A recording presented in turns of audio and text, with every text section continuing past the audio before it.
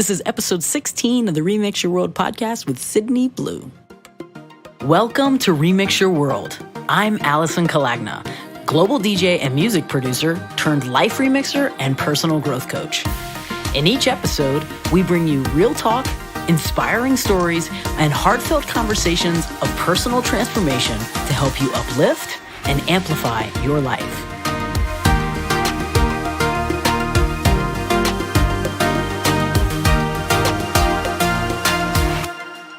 This is the Remix Your World podcast. Just a heads up, if you are new to meditating and you have no idea where to start and are looking for a little guidance, I've got something for you. I produced something called the Mindful Mixtape, and I'll send it to you. It's 5 guided meditations led by me, all put to music. If you are interested in downloading this, text the words meditate now to 44222, and I'll send that to you now. Or you can find it at remixyourworld.com. Sydney Blu has established herself as one of the top electronic producers and DJs in the world. With an unbridled passion for live performance, music production, and all-around artistic creativity, Sydney has risen herself to the pinnacle of the electronic music industry. A proudly Canadian artist, Sydney's success is largely attributed to her relentless touring schedule, which she's upheld for several years. In 2009, Sydney Blu founded her own imprint, Blu Music, on the principle of authentic dancefloor-rich house and techno. On top of that, Sydney has released music on some of the most recognized labels in the industry, including Mau5trap, Toolroom, Kinetika, Material, KMS Records, VIVa Music, and more. Her release, Give It Up For Me, on Mau5trap Recordings was one of Beatport's highest-selling songs, earning Sydney the rank of the first female electronic music producer to have hit top 10 on the platform. This year marked another milestone for the top-selling electronic artist as she currently hit top 20 on the Beatport Tech House chart with her new single, Mind Games, on Hot Since 82's Knee Deep in Sound. The song also was the top-selling track on the label's Amsterdam Dance Event sampler, making Sydney shine once again. This year, she released a run of solid releases on Roger Sanchez Under the Radar, Gene Ferris's Ferris Wheel Recordings, and was remixed by Italian techno heavyweights Perupa. Looking forward, expect releases from Sydney Blu under Joeski's Maya Recordings and many more. Yo, check this out.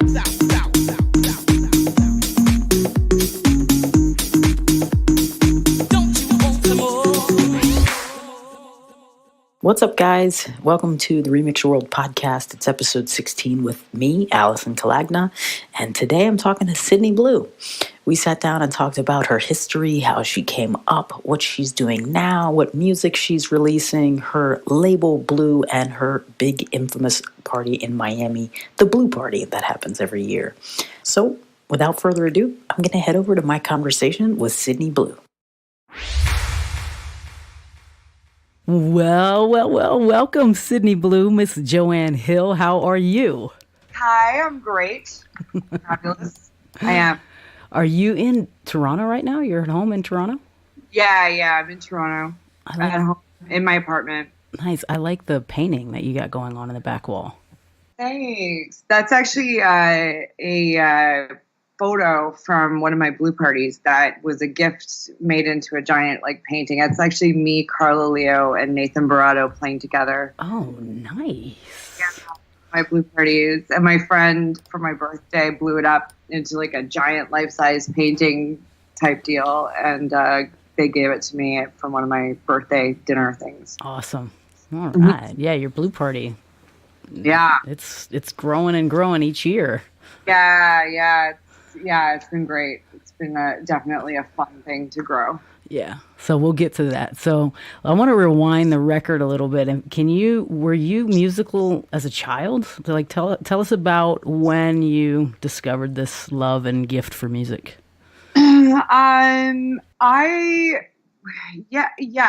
I was. I did a lot of various different things around the music, genre.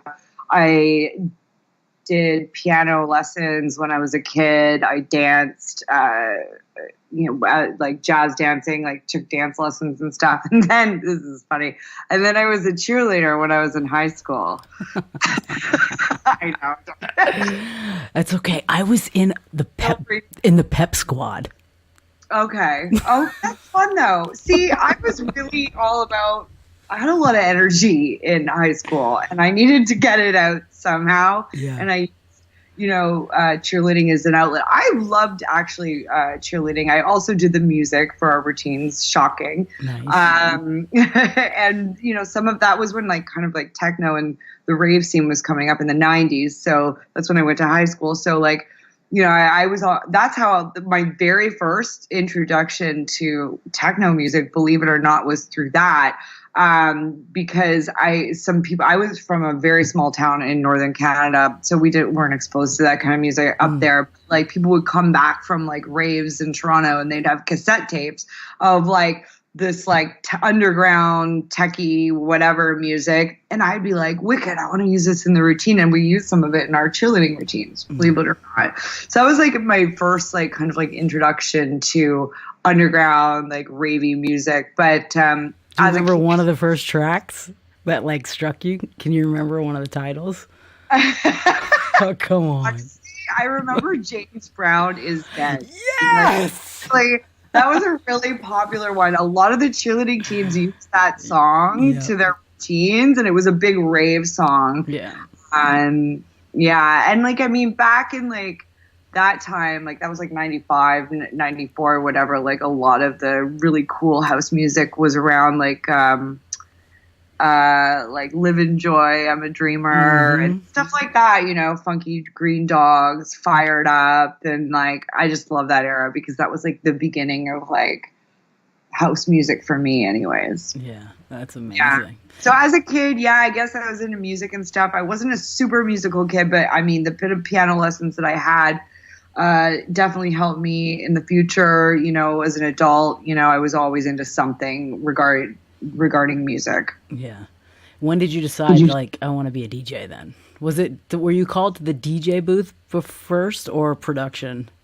DJing, yeah. I DJed for a long time before I started producing. I started DJing officially in the year 2000. I decided I wanted to do it just before that. I had been in college in Ottawa, and I was going to college there for a couple of years. I didn't know what I wanted to do with my life. I just was doing, like, the way I looked at it was you should do something you like. There wasn't a hell of a lot I liked at the time that had like a course for it.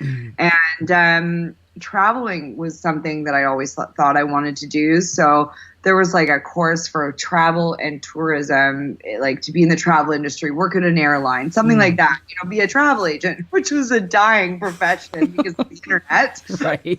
Like, that's canceled. The internet exists. But that's like what I went to school for. And I was doing that in Ottawa. And then somebody brought me to an underground nightclub, like a rave. Yeah.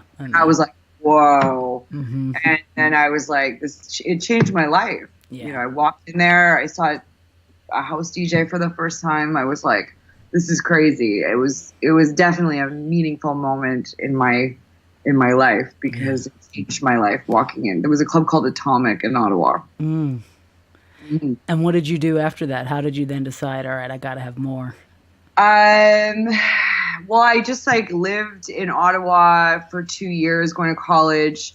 I basically like would go every Saturday to this place, and I would be like, like just moved, by so many different DJs. I saw so many like DJs for the first time at that club, like Roger Sanchez, Derek Carter, DJ Sneak, Eric Murillo, like all these guys passed through. So it was really important, I think, in like my schooling of, house music and stuff, to see that because those guys were everything back then. Yeah. And then I started going out to different, Stereo Montreal, it still exists. And I actually started to go there on the weekends because it was like an hour away from Ottawa. And then we would drive up to Toronto and go to parties there. And then some friends of mine were going to move to Toronto. And I was like, well, I don't know if I want to move there. I actually got a job working at Walt Disney World. In Orlando or the one? Yeah, Orlando.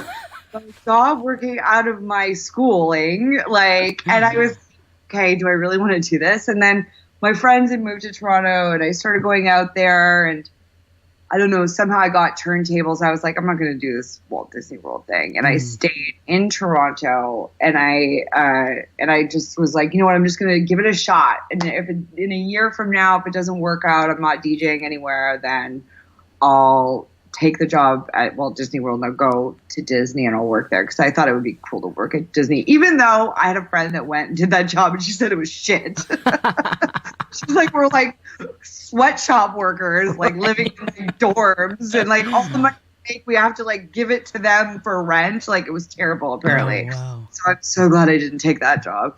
But yeah, so that was like this or this. And I decided to try the DJ thing just to see what would happen. And I was waitressing at the time to like pay the rent, you know? And, so I gave it a shot, and then I started getting gigs, like lots of gigs around the city. Yeah.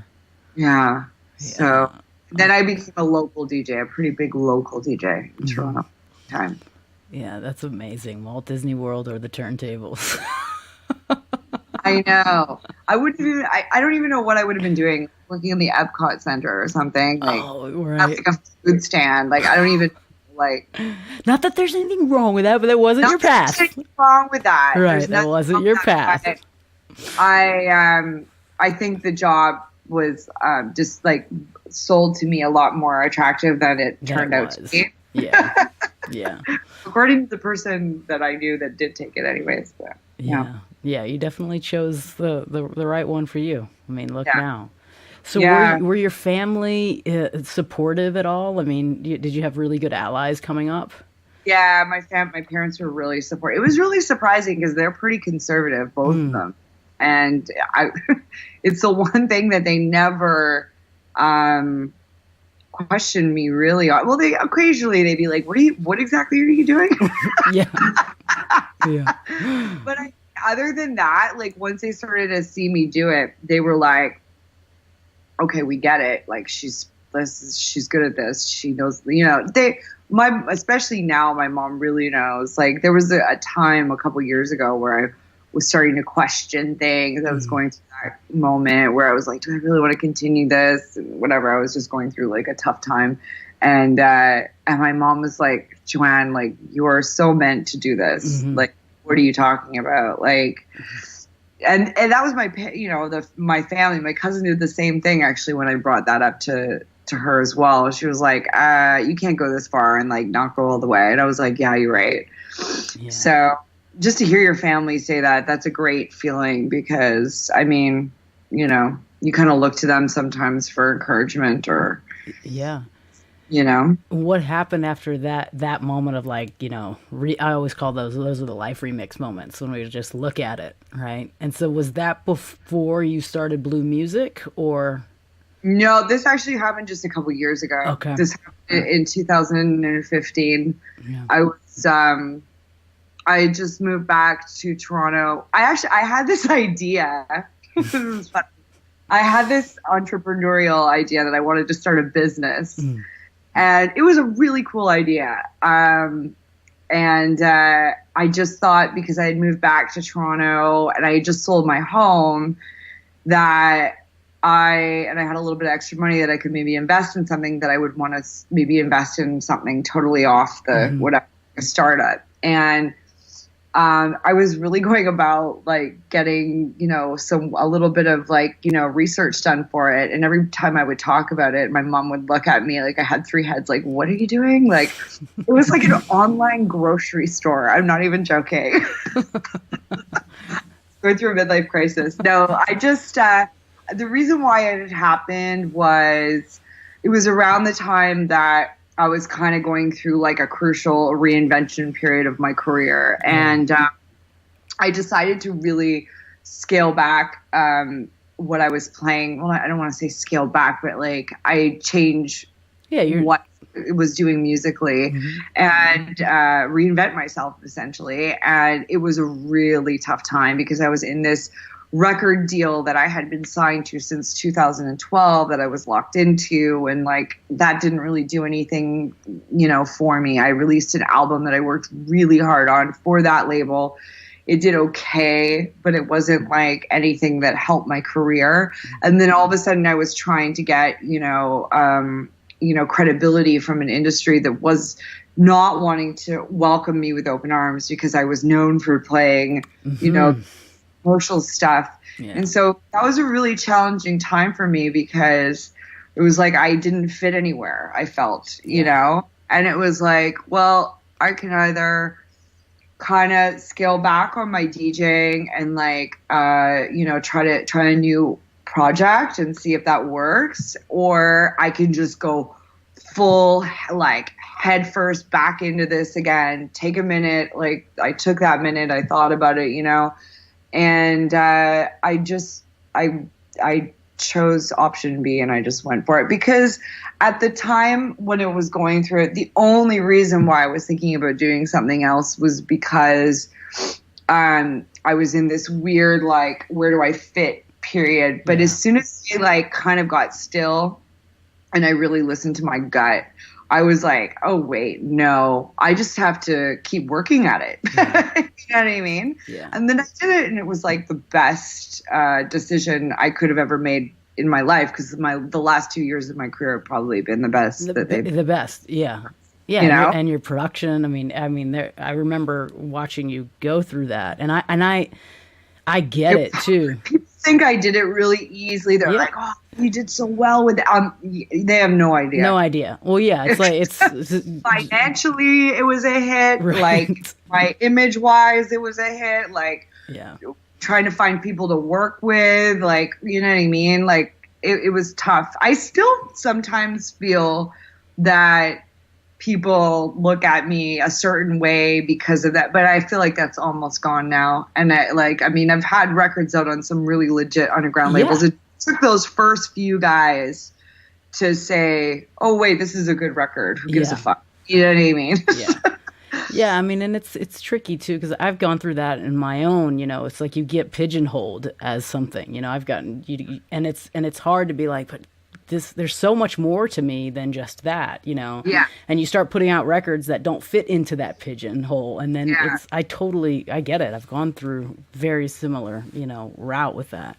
But now it's like, I mean, I find, I play your records way more now than I did before, and make way better music now. I don't even want to listen to the music I play before. I'm really happy and proud of the stuff that I've made. Yeah, I mean, and you're on really big labels, so I think it's amazing to see how well you've done it, regardless of the struggle, because we all have the struggle.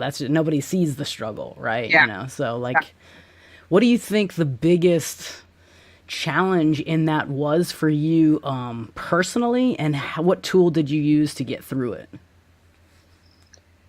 The biggest challenge, trying to convince people that I was relevant, because then I had to like, because they say, oh, well, it doesn't matter what other people think, but then it's like, right. You have to convince a bunch of people to work with you. Yeah. So it was like trying to keep a balance of not going crazy and not worrying too much about what people thought of me, but at the same time, like just consistently pitching myself and getting rejected until, people started signing my records or, playing for me. Because, there was also the challenge of trying to book people, for my events. And I had a similar challenge with that. People kind of looked at my event maybe as more of a commercial thing. And to get, it was a lot easier to get people to play for me than to sign my music, because, to talks. Yeah. But it was still some people, they're picky, and just to start working with a lot of people from that world, it was a slow but sure process. That, and and winning people over, you know, and proving to the people that said that I wasn't going to succeed that I was, because just because a couple of people, you know, maybe didn't want to work with me or, you know, had their own misconceptions or preconceived notions about me doesn't mean that that's the way it has to be. You know what I mean? Like maybe it was a certain way at that time, but I had to show them that it wasn't going to be like that, you know? So, so I think that was a big challenge for me. So I worked really, really hard at changing people's like perception of me. Yeah. I mean, and eventually it's like the music speaks for itself. It's like, you know. I agree. But it's crazy how much, like, even just with like signing music, like that part's a real challenge. It's still a challenge to me now. For a while, I thought, oh, maybe it's because I'm a girl. They're not listening. Because sometimes you send tracks to these labels, they don't even listen to them, and it's just, like, do they think that I'm too commercial? Are they just really busy? Are they just putting their label poorly? Who knows? You know what I mean? I think it's a combination of all of those things, and I think that if you sit and analyze it over and over again, you'll go crazy. So the most important thing is there's always going to be people that are not going to work with you. Go with people that do want to work with you. And, you know, like, instead of like trying to work with this one person over and over again, I just tried to work with everybody. And, you know, under the umbrella of the sound that I was going for. Right. And, you know, I got a lot of rejection or just non-interest. And then, you know, Hot Since 82 signed me one day, and then Steve Lawler signed me one day. Right. Stuff like that helped. Yeah, definitely. I mean, knee deep in sound. Hello. Yeah.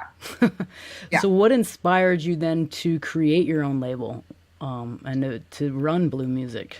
That was actually also from another really challenging time for me. And see, great things come out of challenging times. Yes, amen. Really good stuff. I always remember that every time I go through a new challenging time, that something good could come out of this. At this time, I did not know this at all. I thought my whole world was falling apart. Basically, it was 2008, and it was the end of 2008, I think, maybe early 2009. And I was working with deadmau5 for a couple years, maybe a year and a half or something like that at that point. And I had like one more release coming out on Mau5trap. And then we just stopped working together, and like we kind of separated. I mean, a lot of people know that we dated. I never used to talk about it publicly. I don't really care now because it's been 10 years. Mm-hmm. I don't have anything bad to say about him. You know, we're cordial and friends or whatever. We don't talk about, like, I mean, you know, we say hi to each other when we see each other and stuff. And I got so much out of that working relationship and that personal relationship, you know, that I don't ever look at it in a negative way. But at the time, sorry. I was on Mau5trap, and basically when we broke up, his management was like, we don't want to work with you anymore. And I was like, they were like, you know, you were his girlfriend, and like we were working with you because of that, but you know, if you guys are going to be broken up, that's going to be weird. We can't continue to work with you. And I was like, are you fucking kidding me right now? I had literally just gotten signed. They had just signed me. But we didn't sign a contract, so they had just taken me on. And I was like, what the fuck? And so then I was like, well, what am I going to do now? And I just quit all my residencies in Toronto, all my gigs that I had been playing weekly that were paying my rent. And I quit them all. And then we break up. And I was like, oh, it's okay. We'll continue to work together. It'll all be all good. And literally, like, the next day, I get a call from the management. They're like, yeah, since you broke up, we think it's probably best, you know, that. And I was like, okay, so I just got dropped from my label, my management. I don't have any gigs. What the f am I going to do, right? It was fucking scary as fuck. Wow. I was like 30 years old at the time. It was 10 years ago. And I was like, I did not know what I was going to do. So I started Blu Music. And people were like, well, why don't you just use this opportunity to start your own record label? And I was like, I could do that. And it was, so I had this whole thing happened with me not working with the management of Mau5trap and the label anymore and stuff. And I was like, well, what am I going to do now? And then, I was like, well, maybe I'll use this opportunity to start Blu Music and start my own thing. And I had one record that was already written that was supposed to come out on Mau5trap. It was our very first record that we released on Blu Music. It was called Instinct. I named it Instinct. And it was supposed to come out on Mau5trap. And I was like, well, this could be my very first record. And I got Joel's permission to release it on Blu Music. He was like, yeah, that's fine. And and that was the beginning of Blu Music. That was 2009, I think. And like I said, it was a challenging moment for me because I was like, fuck, what do I do? But it really made me become my own artist, because at the time I got global success off of this one or these two big records on Mau5trap. And that was cool, but there was a lot of negative perception that went along with that. Like, I was Deadmau5's girlfriend. I only got big because of him. And like, I was just a really big local in Toronto at the time. And, it was almost like that had just gone out the window. 8 years of work had just gone out the window. And all of a sudden I was just Deadmau5's girlfriend, or, the girl that was on Mau5trap and then just got dropped. And I was like, what the fuck? I've been a DJ for 8 years now. I had a huge following in Toronto. And I was like, this can't be, I got to figure something out with this. So it was cool. It was a good thing because if that hadn't happened, I might have just continued on to get bigger and bigger, being attached to the whole Mau5trap thing, which is not a bad thing because it's a massive record label and whatever. But like, it made me go and start my own thing. Yeah. Whether or not that's as big as what he was doing, that's a totally different story. Like, I mean, my path is my path, and I wouldn't change it for a fucking thing. Like, I've had such a great, career with my own brand. Yeah. Like my identity is, my brand, and I learned from the best. It was a really educational experience for me working with him, because his brand turned into the biggest brand in the world, literally. And then I got to use what I saw from that and do my own thing, and I took what I could from it. And then I started my own thing. I started Blu Music, and then, this is what I was getting before the phone started going off. The big promoter in Mansion, Miami. I had played for him, and he was running this place called Opium Group. His name's Carlos Correal. He runs Insomniac now. And he saw me play, and he was like, I'd opened for Deadmau5 and in Miami, and he was like, you know what, I would love for you to move down here and become a resident of Mansion, like an international resident. You'll play here like 8 times every 4 to 6 weeks, and then we'll have you tour North America and stuff like that in between. But it would be cool if you were based in Miami. And I was like, fuck it, what have I got to lose? Right. So that was the beginning of my own journey, and it was if all the stuff hadn't happened before, I never would have done all that. Yeah, so that's amazing. Yeah, it was a shitty situation that turned into like the best thing. So then, is that when you started the Miami Winter Music Conference Blu Party? Yeah, that's when it started. I started Blu Music in 2009, and our very first Blu Party was 2010. So the Blu Party started pretty much as Blu Music began. And the Blu Party has been a constant in the evolution of the brand. The brand has obviously changed as I have musically, but, the one thing I pride it on is the fact that it was always a brand that, went for like the top, say, like music that is inspiring me at that moment. And so, I love booking music artists that I'm playing their tracks or whatever, or I love their music and I bring them in to play with me, for one of my events. I love doing that. Yeah. What was one of the first things, in that transition period when you signed an artist to your label where you're like, I got this guy, or I got this person and I'm so excited? Who was that? What track? Let's see. We had at the very beginning there are these Russian kids, Kotelov and Wild. I think they released the third release on our label. I can't remember what it was called. She Walks Alone or something. And I remember I loved that, and I was excited to like release it into the wild. Even like just recently we had this kid Alex Castaneda released 3-track EP with us, and it went like #1 on the Prog House Track Source chart, and it was like #1 for like 2 months. And like, who'd have thought? Like, right. I never realized that it would have had the success it did. And that's a favorite thing of mine, is discovering new talent. Just discovering stuff that you wouldn't necessarily hear through. I just feel a lot of this stuff on Beatport's really generic. It's the same artists over and over and over, recycled and stuff. So I really like discovering new talent. That's one of my favorite things to do. Yeah, and I know you just signed the Karsten Salers. I love him. Yeah, Karsten. Yeah, yeah.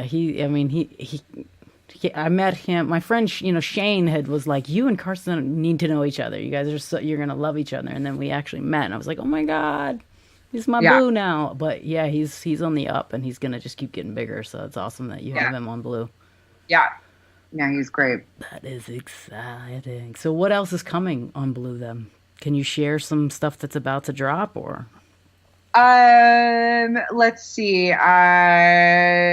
Carabata and Dunes. They're these wicked kids from, I always call them kids. I don't know if they're, but these wicked guys from Miami. I think they're on Roger Sanchez's label. They gave me a really cool EP. I got something coming up from them. And then also a local from Toronto producer who's amazing as well. His name's Leo Franco. He has stuff coming up. We're literally just going through distribution switchover right now. So we don't have a huge upcoming schedule because we're going through this huge switch of distributors. But we do have 2 releases lined up next for the fall. Oh, and then I think we have something by Espinola Nova coming out as well. I have to check. But yeah, still like we use a lot of the guys that released with us before. We re-release with them. And then my ears are always open to listening to new music. So I'm always checking stuff out. Like even though we are in this like break, I'm still like going through stuff. I love the A&R job. It's a great job to have, listening to music. Like, yeah. And what about you personally on stuff that you're releasing?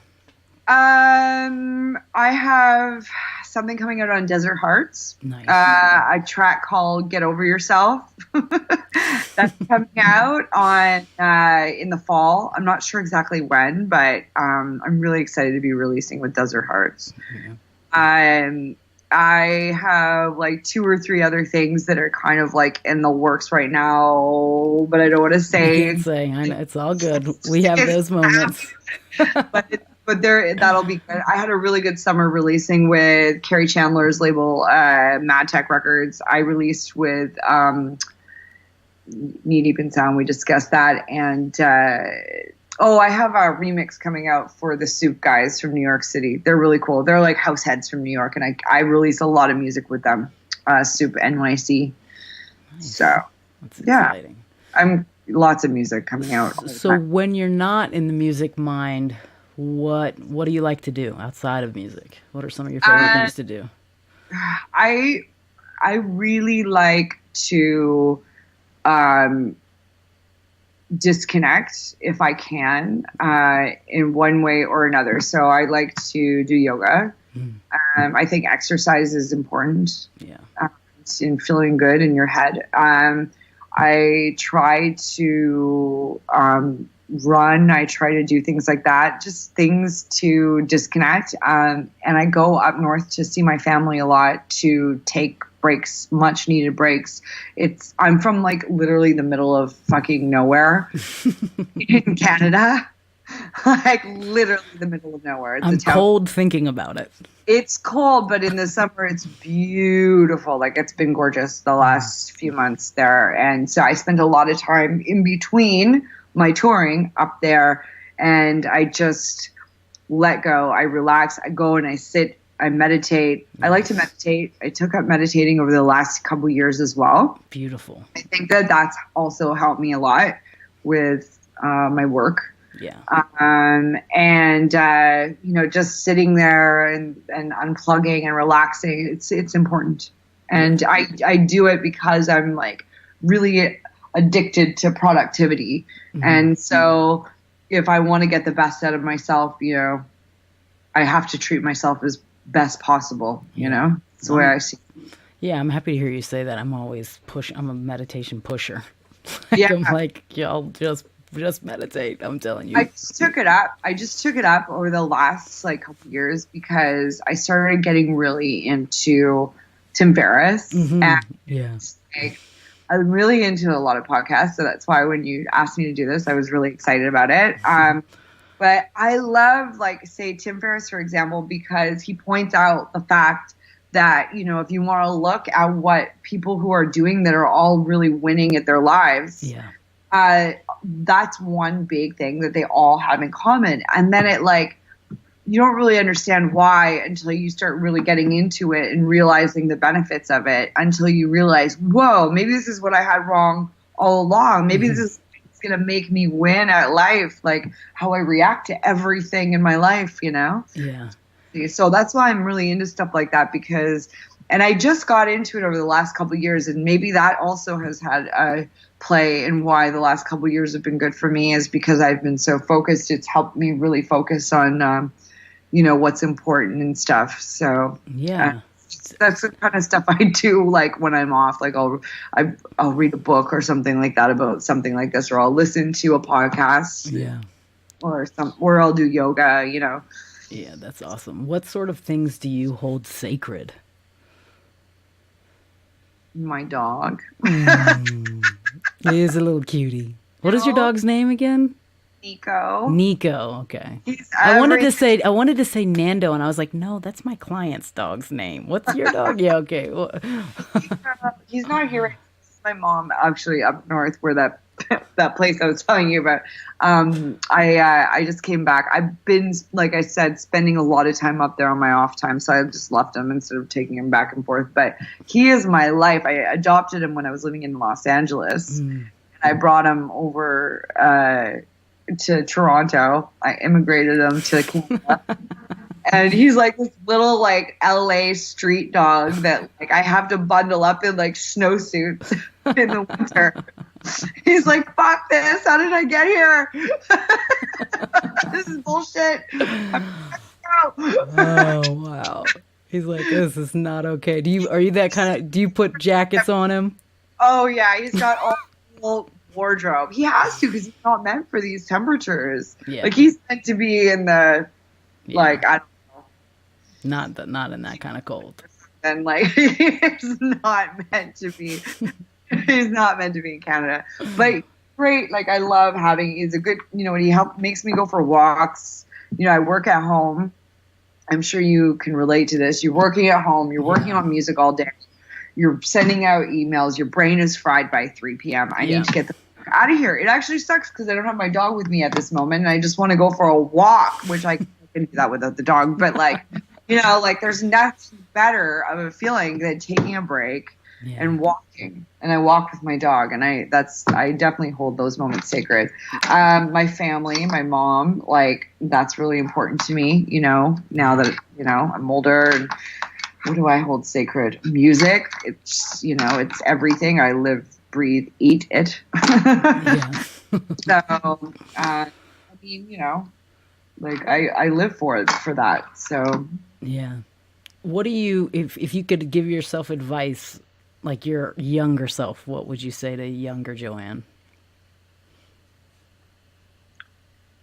Everything's going to be okay. Yeah. Because I was just always worried, panic driven. If something bad happened, that my whole life was going to end because of it. And it's funny because I see, I had an intern, a couple interns actually in the past, and I see them react to things this way, and I'm like, I just want to be like, listen, it's fine. breathe. Exactly. But I relate to that feeling of being 20 something and thinking this one bad thing is everything and it's going to ruin your whole life. I relate to that. But it's hard to know at that time because you haven't gone through the stuff and you don't realize, oh, wait, this could be good. You don't stop and think stuff like that. Yeah. You think, holy shit, no, what am I going to do? So that's probably what I'd say. Yeah. If you were stranded on an island and you only had one album to inspire you to get you off of the island, what would it be? Oh my God. One album. One album that literally is stuck on repeat, but it's going to move you to get the heck off that island. What would it be? Oh, but it's going to move me to just inspire you to get off the island. You're stranded. It's kind of like Castaway, and you remember he had his little... Madonna.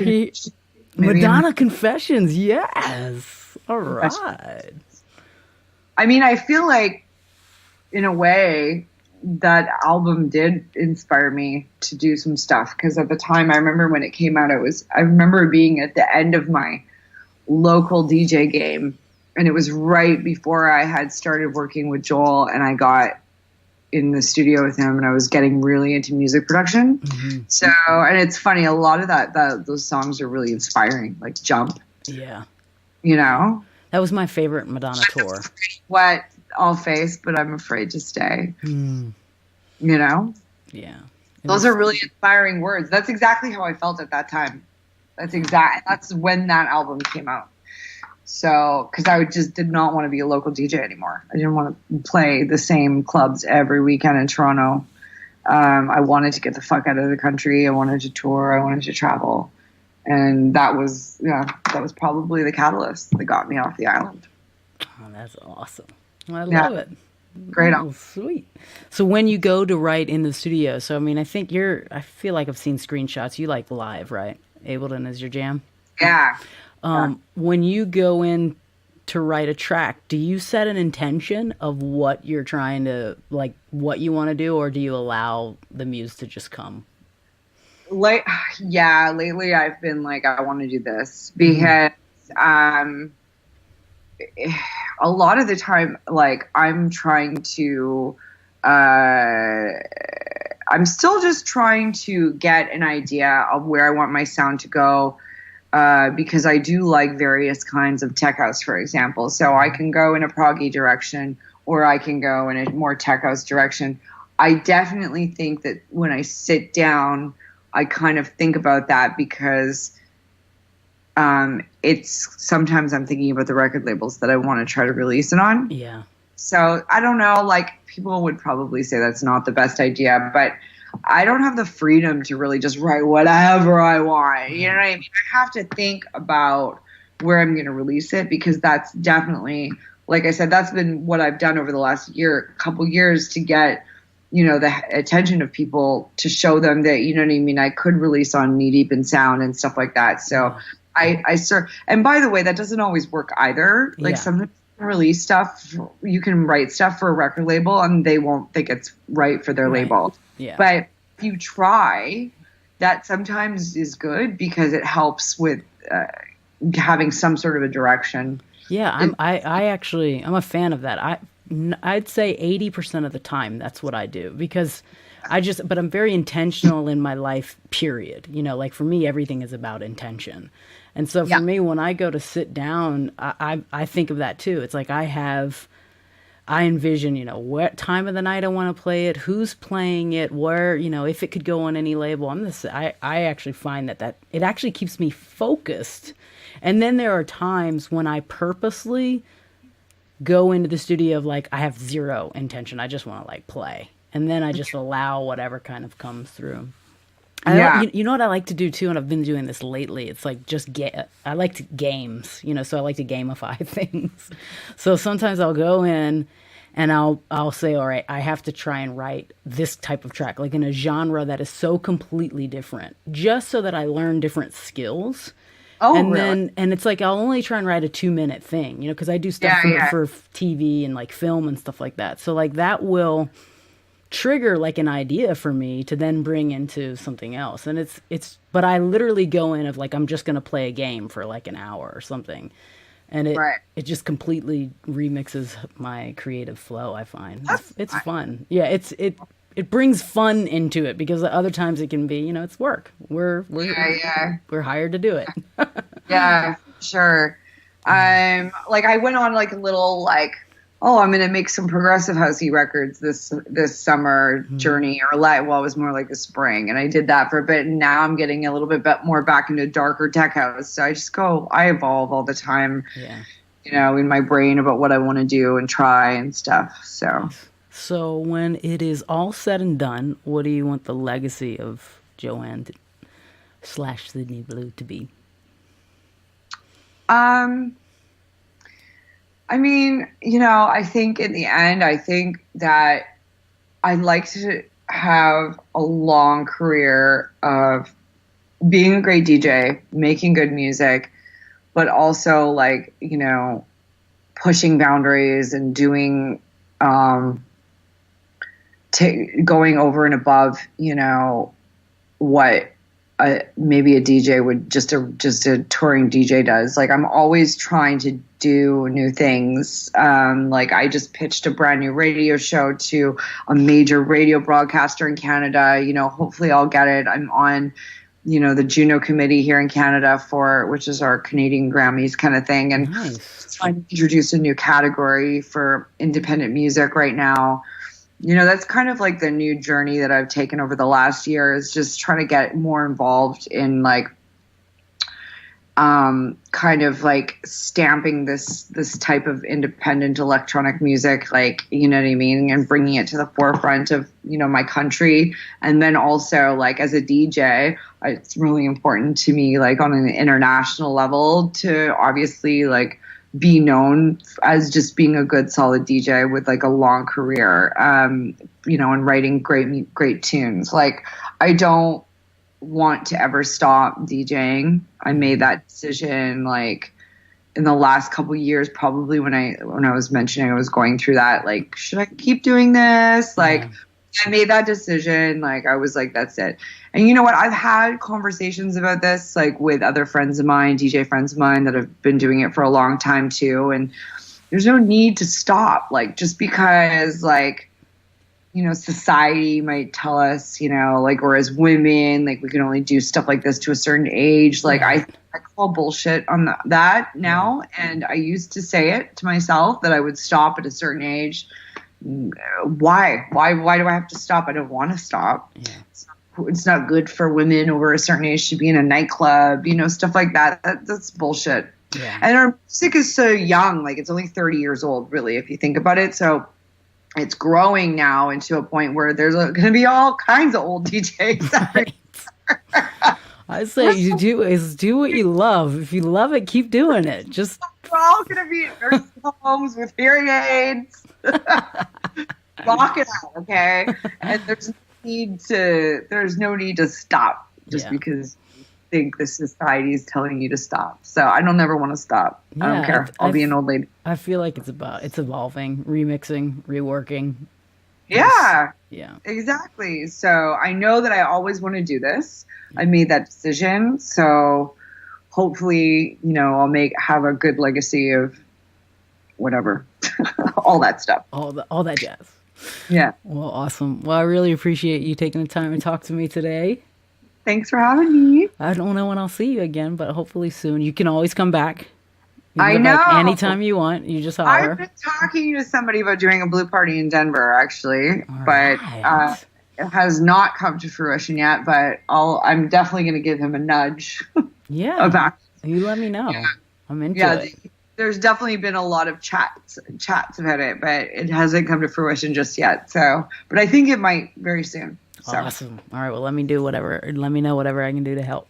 Okay. All right. All right. So we'll talk soon. So thank you so much. Thanks for and having I'll make sure I link up all of your socials, everything in the show notes to everyone and all that good stuff. So that's it for this episode. I hope you found something inspiring with my conversation with Joanne. If you did, let us know. Take a picture with your phone, tag us on Instagram, put it in a story, and let us know what you found helpful. I will link all of Sydney's information in the show notes so that you can find her, follow her, and listen to her music.